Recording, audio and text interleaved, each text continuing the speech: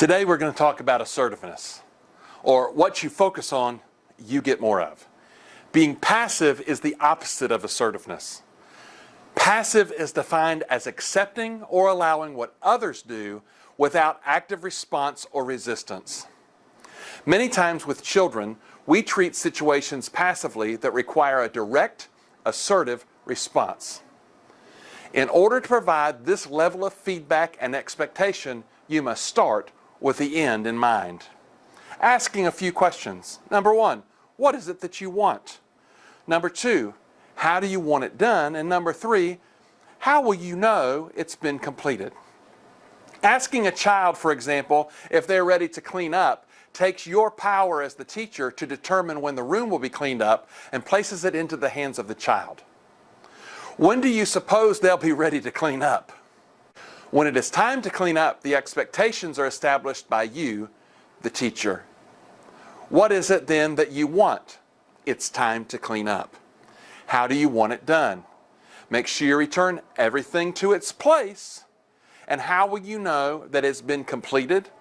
When everyone returns to their spot, we'll be ready to line up for lunch.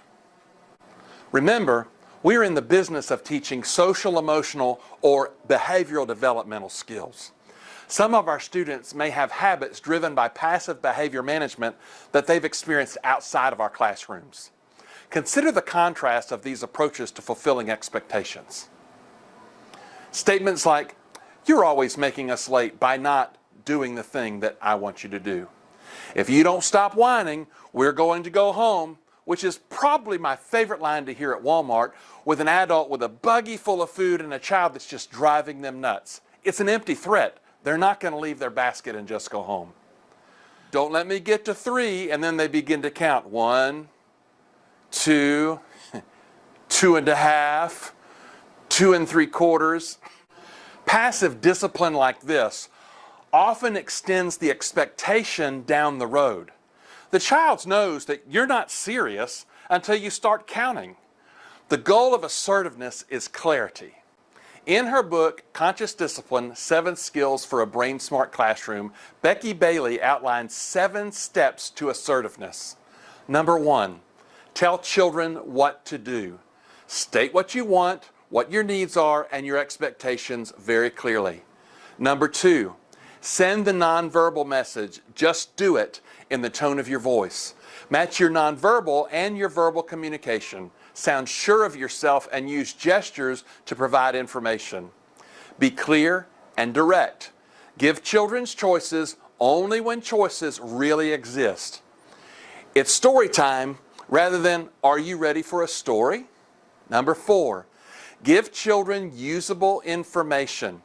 Give commands that contain usable, helpful information and avoid asking rhetorical questions. Sit down and check to see if your friends have enough space, rather than saying, "Who can show me how to sit nicely?" Number 5, own and express your feelings directly. Use I statements rather than you statements. For example, "I feel angry when you interrupt," rather than, "Can't you be quiet while I'm talking?" Think back to the video on encouragement here. Number 6, speak in concrete terms. Abstract terms like good, bad, nice, etc. can be confusing for young children. Teach children what it looks like to be nice to their friends. For example, ask your friend if you can play by saying, "May I please play?" rather than telling children to play nicely with their friends. And 7, be conscious of the intent behind the communication. Show respect for your child and enforce rules without teasing, embarrassing, or bullying. Being respectful means focusing on improving behavior rather than on getting children to feel bad about their actions. Now, as you're preparing for our December 2nd training on conscious discipline, consider passive habits you may have in your management style and think of ways to transition into more assertive styles. This lesson certainly raises additional questions related to children that continue to defy expectations. We'll have very limited time to have those discussions, but I would like for us to try and do so.